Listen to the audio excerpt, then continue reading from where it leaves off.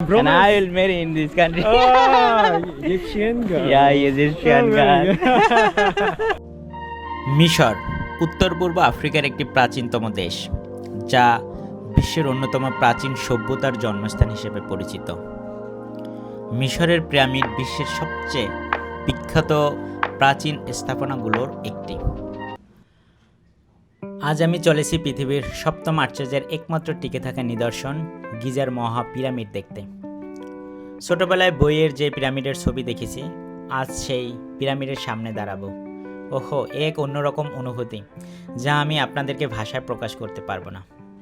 সত্যিই অসাধারণ লাগছে। আমি গতকালকে মিশর এসেছি।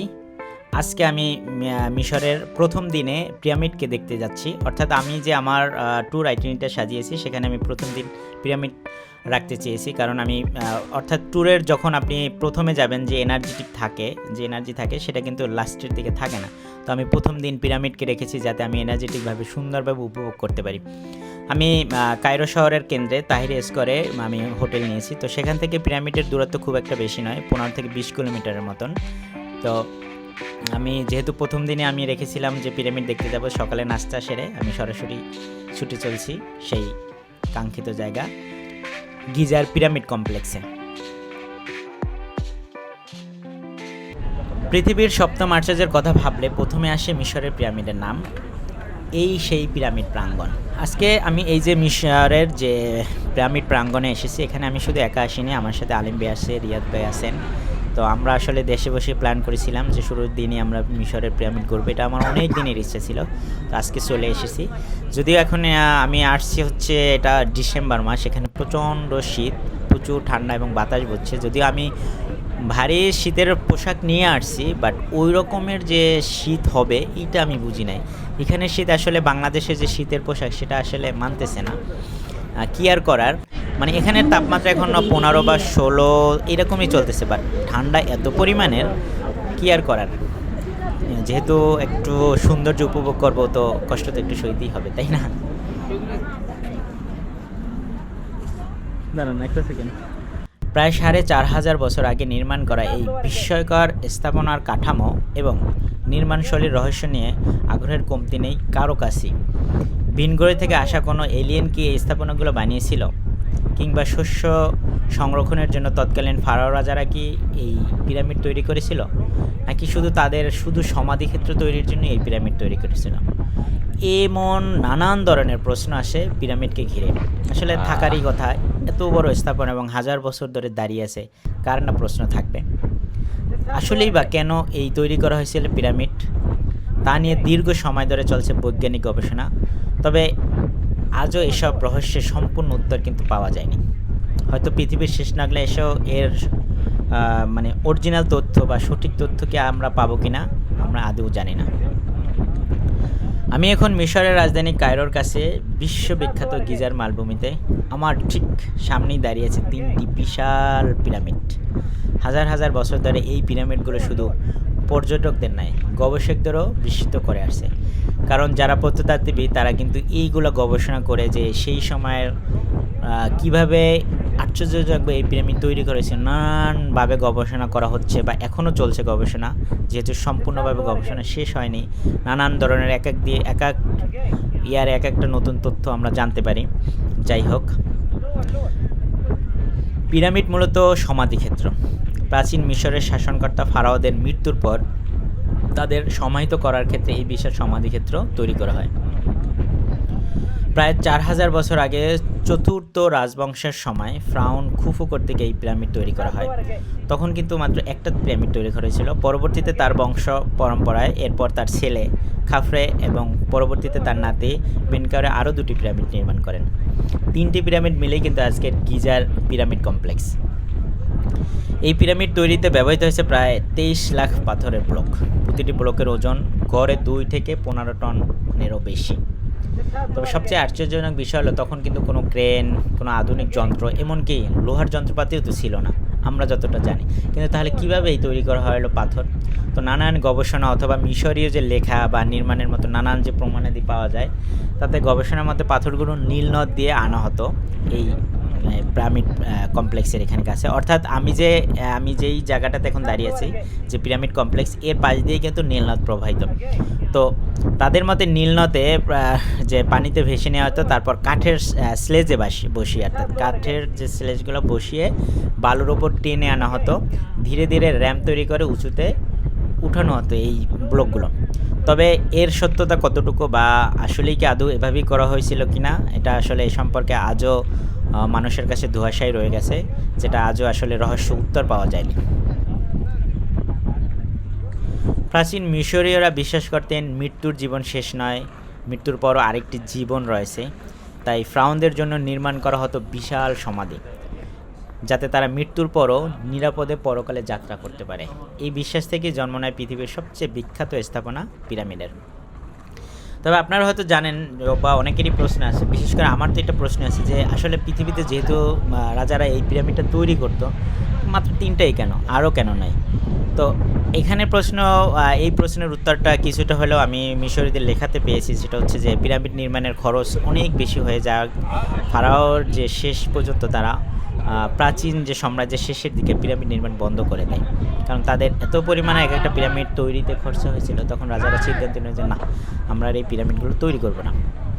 তো এছাড়াও বিরাট আকারের যে পিরামিডগুলোতে ধন সম্পদ পাওয়া যেত, তখন তৎকালীন যে ধন সম্পদ বা নানান যে বিষয় রাখা হতো, সেগুলো মিশরীয়রা নিজেরাই সেগুলো লুটপাট করা শুরু করেছিল। এই জন্য এই নানান কারণে আসলে পিরামিড বন্ধ হয়। পরে পিরামিড তৈরির বদলে আসলে ভ্যালি অফ কিংস, গোপন সমাধি ক্ষেত্রে ফারাওদের সমাহিত করা হতো। অর্থাৎ এর পাশে আমরা পাহাড়, আমি এখানে যাব, এখানে ঘুরে সেখানেও যাব, যে kings of valley of kings যেই জায়গাটা আছে, সেখানে তাদেরকে রাখা হতো, পাহাড়ের ভিতরে সুড়ঙ্গ করে তাদের সমাহিত করা হতো। এই পিরামিডের প্রাঙ্গণটা ঘুরে দেখার জন্য বিভিন্ন ধরনের যানবাহন আছে। যদি আপনি ট্যুর গাইড নিয়ে আসেন, তাহলে তো তাদের সাথে আপনার গাড়ি থাকবে, আপনি প্রাইভেটভাবে দেখতে পারবেন। আমরা আসলে একটা ট্যুর গাইড অ্যারেঞ্জ করেছিলাম, প্লাস তাদের সাথে গাড়ি ছিল, টোটালটা আমাদেরকে আজকে দেখাবে এরকম প্ল্যান করেছিলাম। আর এছাড়া এখানে আছে ইনস্ট্যান্ট, আপনি এই উট আছে, উটে চড়ে আপনি টোটাল প্রাঙ্গণটা ঘুরে দেখতে পারবেন। এই যে দেখুন, উনি আমাকে সম্ভবত বলতেছিল যে যাবা কিনা, আসলে তো আমি যেহেতু আমাদের গাইড শো নিয়ে আসছি, তো তার সাথেই যাব। আর এছাড়াও এখানে আরও অনেক ধরনেরই আছে, যেমন এই দেখেন, একটা হচ্ছিল ঘোড়ার গাড়ি, অর্থাৎ ঘোড়াতে অবশ্য 2 জনের বেশি আমি তো দেখলাম না, যে হয়তো বা জায়গা থাকে না এখানে। তো ঘোড়াতেও আপনি টোটাল প্রাঙ্গণটা ঘুরে দেখতে পারবেন। যাই হোক, আমরা যেহেতু ট্যুর গাইড সহ গাড়িতে নিয়ে আসছি, তো তার গাড়িতে আমি মানে এই প্রান্ত থেকে আরেক প্রান্ত চলে যাচ্ছি। অনেক বড়, অর্থাৎ এটার এই মাথা থেকে ও মাথা অনেক দূরত্ব।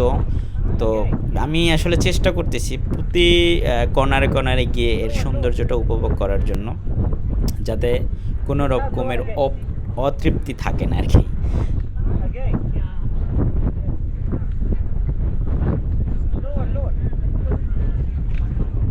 ছোটোবেলা থেকে যে একটা এর প্রতি যে ফ্যাসিনেট ছিল, তো আজকে সেটা বাস্তবে পরিণত হলো। তো খুবই ভালো লাগছে এখানে ঘুরতে এসে। এখন আমাদের গাড়ি এখানে পার্কিং করবে, তারপর আমি বাকি অংশটা ঘুরবো।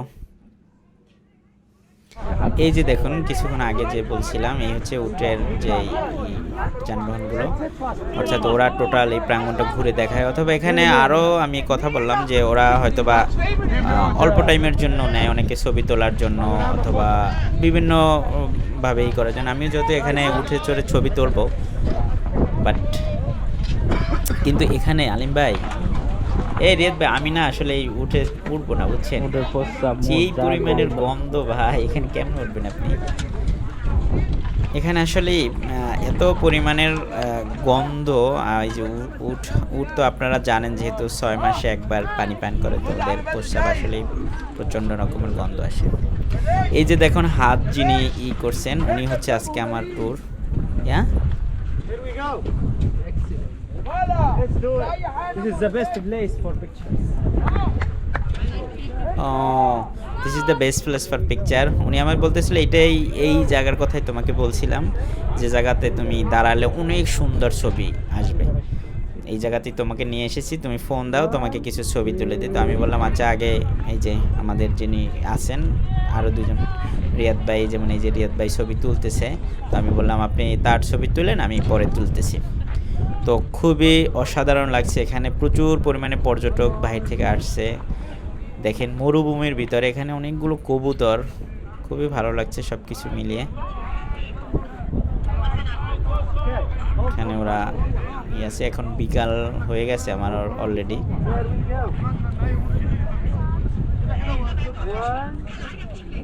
আজ যখন এই বিশাল পিরামিডের সামনে দাঁড়িয়ে আছি, তখন সত্যিই মনে হচ্ছে ইতিহাস শুধু বইয়ের পাতায় নয়, ইতিহাস আসলে এখানেই জীবন্ত। ঠিক হাজার হাজার বছর আগে মানুষ হাতের নির্মিত এই অসাধারণ স্থাপনা দেখে আমি মুগ্ধ। আধুনিক প্রযুক্তি ছাড়াই তারা যা তৈরি করে গেছে তা আজও পৃথিবীর মানুষকে বিস্মিত করে। পিরামিডের প্রতিটি পাথর যেন একটি গল্প বলে, একটি সভ্যতার গল্প বলে, মানুষের স্বপ্নের গল্প বলে, আর অসম্ভবকে সম্ভব করার গল্প বলে।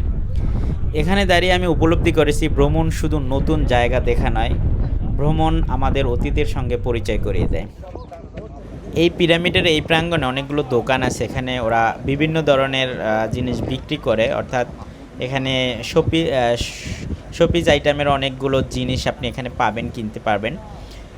তো আমি যেমন অনেকেই দেখলাম এখান থেকে পিরামিড কিনে নিচ্ছে বা অনেক জিনিস নিচ্ছে, তো আমি তাদেরকে সাজেস্ট করব যদি আপনারা এগুলো কিনে নিতে চান তাহলে অবশ্যই এখান থেকে না কিনে আপনারা শহরের ভিতর থেকে নেবেন, তাহলে দেখবেন অর্ধেক দামে এগুলো কিনতে পাবেন। আমার ট্যুর গাইড যিনি, উনি আমাকে বললো তুমি যদি কিনতে চাও তাহলে সন্ধ্যার পরে আমি তোমাকে নিয়ে শপিংয়ে বের হবে, তখন তুমি কিনো, অনেক কম দামে অনেক চিপে তুমি কিনতে পারবা।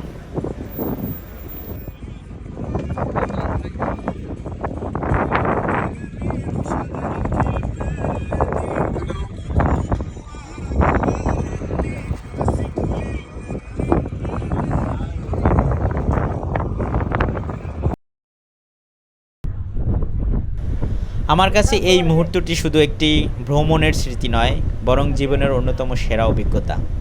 এই অনুভূতি হয়তো আমি কোনো ছবিতে বা ভিডিওর মাধ্যমে পুরোপুরি প্রকাশ করতে পারবো না, বা এটা ছবি বা একটা ভিডিওর মাধ্যমে পুরোপুরি প্রকাশ করা সম্ভব নয়।